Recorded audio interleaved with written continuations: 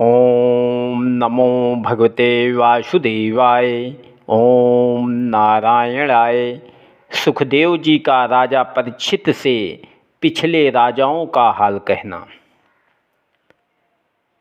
सुखदेव जी ने कहा, हे परीक्षित, जो राजा दूसरे का राज्य व धन लेने की इच्छा रखकर पिता पुत्र भाई भाई में लड़ मरते हैं, ऐसे राजाओं को पृथ्वी हंसकर कहती है कि देखो, सब मृत्यु का कलेवा होकर मेरे मालिक हुआ चाहते हैं। अपने बाप दादा का मरना देखकर भी संसारी तृणा नहीं छोड़ते।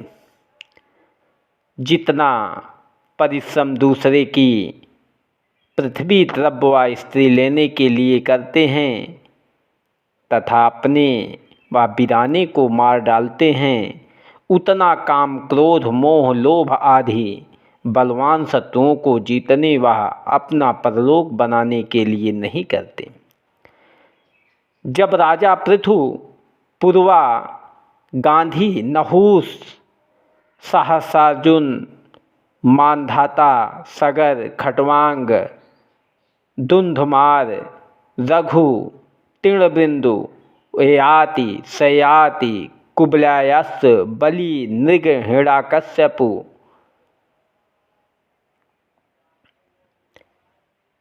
हिरण्याक्ष, वृत्तासुर, रावण और भौमासुर आदि कैसे ऐसे बड़े प्रतापी सूरवीर तथा सब गुण व योगाभ्यास जानने वाले राजा मेरे ऊपर रहकर मुझे अपना कहते कहते मर गए, पर मैं किसी के साथ ना जाकर अब केवल उन लोगों की कहानी मात्र रह गई। तब कलियुगवासी छोटे छोटे राजा जो कुछ धर्म व पराक्रम नहीं करते, वृथा मुझे अपना जानकर आपस में लड़ते लड़ते मरते हैं। इसलिए मनुष्य तनु पाकर यह चाहिए कि अपना मन संसार से विरक्त रखकर परमेश्वर की लीला व कथा सुने और हरि चरणों में प्रीति उत्पन्न करे।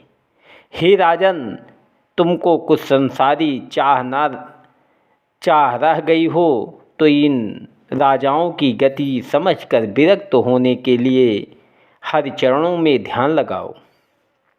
संसारी व्यवहार झूठा होकर हरि भजन के सिवा और कुछ साथ नहीं जाता। इतनी कथा सुनकर राजा परीक्षित ने विनय किया, हे मुनिनाथ, चारों युगों के कौन कौन धर्म हैं और कलयुग में कौन उपाय करने से हरि चरणों में प्रीति उत्पन्न होती है। सुखदेव जी ने कहा, हे परीक्षित, सतयुग धर्म के चारों पैर सत्य, दया, तप और दान बने थे। सब छोटे बड़े अपने अपने धर्म कर्म से रहते थे। सब लोग आपस में प्रीति रखकर कोई किसी से शत्रुता नहीं रखता था। त्रेता में ब्राह्मण, क्षत्रिय, वैश्य और शूद्र अपना अपना धर्म रखकर यज्ञ आदि करते थे, परंतु दूसरे की स्त्री गमन करने से धर्म का एक पैर टूट गया था। द्वापर में संसारी मनुष्य यश मिलने के लिए यज्ञ व पूजा करते हैं, परंतु दूसरे का धन लेने और पर स्त्री गमन करने से धर्म के दो पैर टूट गए हैं। कलयुग में 3 अंश पाप और 1 अंश पूर्ण होगा। धर्म का एक चरण रह जाएगा, 3 पैर टूट जाएंगे। कलयुग में मनुष्य केवल थोड़ा सा दान देने और कुछ सच्चाई रखेंगे, किंतु कलयुग के अंत में वह भी छोड़ देंगे। कलयुग में मनुष्य लोभी, क्रूप और अभागी अधिक उत्पन्न होंगे। 1-2 रुपये के लिए मनुष्य को मार डालेंगे। कुलीन स्त्रियां अपने पति की प्रीति छोड़कर दूसरे पुरुष से प्रेम रखेंगी। जब तक पति धन पात्र रहेगा तब तक स्त्री उसकी आज्ञा में रहेंगी।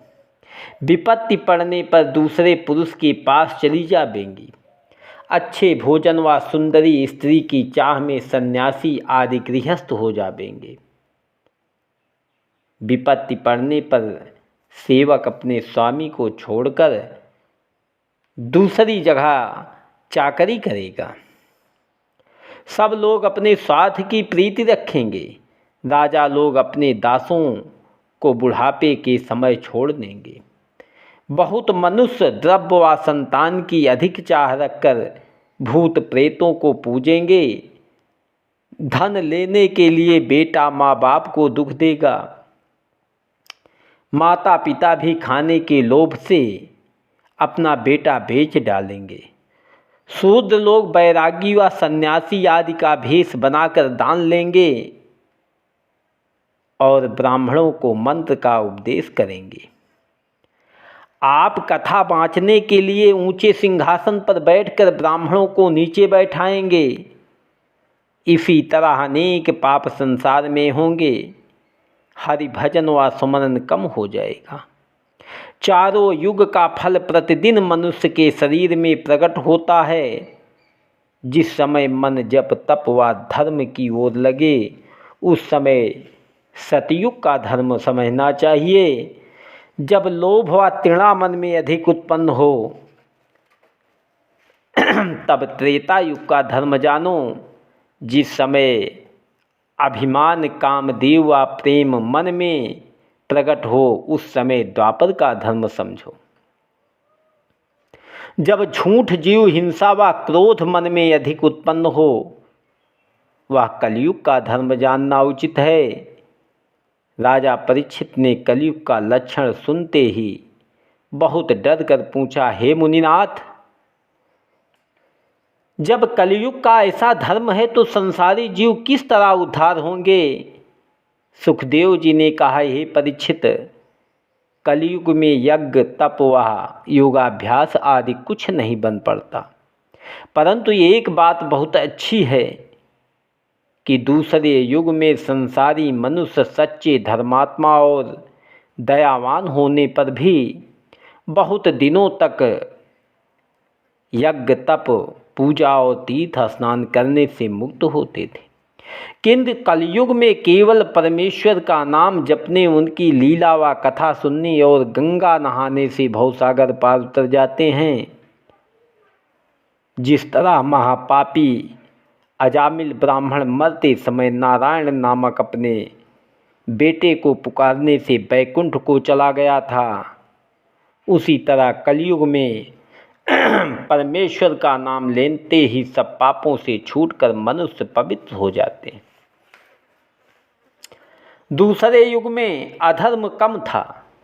जब किसी से कुछ पाप हो जाता था तब वह उसका प्रायश्चित कर डालता था। कलयुग में बहुत अधर्म होने से कोई प्रायश्चित नहीं कर सकता। इसलिए दीन दयालु परमेश्वर केवल नाम लेने से सब पापों से छुड़ाकर सहज में मुक्त कर देते हैं। इस पर भी कलयुग में अज्ञानी मनुष्य दिन रात संसारी सुख में फंसे रहकर एक क्षण नारायण जी का स्मरण नहीं करते, जिह्वा से वृथा बकते हैं, परमेश्वर का नाम नहीं लेते। कलयुग में केवल भगवान का नाम लेने, पूजा ध्यान भजन करने, उनकी कथा व लीला सुनने और भक्ति रखने से मनुष्य का सब दुख पाप और अज्ञान छूट जाता है। जब उनके हृदय में नारायण जी की कृपा से ज्ञान रूपी दीपक प्रकाशित होता है तब वह माया रूपी अंधियारे से बाहर निकलकर मुक्ति पाते हैं। मनुष्य सतयुग में तप, त्रेता में यज्ञ, द्वापर में पूजा, कलयुग में भजन सुमरन करने से कृतार्थ होता है। सो हे राजन, तुम भी श्री कृष्ण जी की सांवली सूरत का ध्यान हृदय में लगाओ तो चतुर्भुजी स्वरूप हो जाओगे। तुमने कलयुग में उद्धार होने का धर्म जो पूछा था सो संसार रूपी समुद्र से पार उतारने के लिए परमेश्वर की लीला व कथा सुनाना व पढ़ना सहज समझना चाहिए, सुनना व पढ़ना सहज समझना चाहिए। इससे उत्तम कोई दूसरा उपाय नहीं है। यह श्रीमद्भागवत पुराण जो ब्रह्मा जी से नारद जी नारद मुनि ने सुनकर वेदों व्यास जी को बतलाया और मैंने उनसे पढ़कर तुमको सुनाया। जब यही कथा सूत जी नवमी सारण मिश्रित में सौनकादिक 88,000 ऋषिश्वर को सुनावेंगे, तब यह अमृत रूपी कथा कलयुग में प्रकट होकर संसारी मनुष्य को भवसागर पार उतारेगी। ओम नमो भगवते वासुदेवाय। ओम नारायणाय नमः।